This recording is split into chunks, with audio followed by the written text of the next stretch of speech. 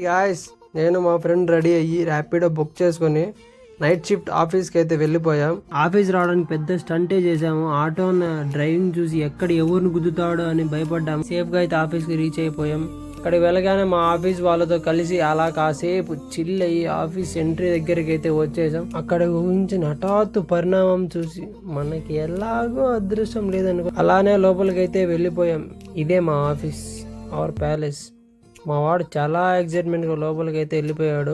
Shift అయిపోయేటప్పటికి తాగేసి నలిపేసిన water bottle లాగా బయటకు వస్తాడు. వర్క్ అయితే కాసేపు పాస్ ఇచ్చి 15 minutes బ్రేక్ అయితే తీసుకున్నాం.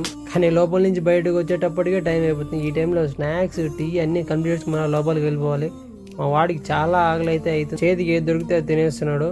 కానీ బిల్లు మాత్రం 150 చేశాడు. తిని నరడానికి కాసేపు అలా నడుచుకుంటూ రోడ్డు మీద తిరిగి వెయిటింగ్ హాల్లోకి అయితే వెళ్ళిపోయాం.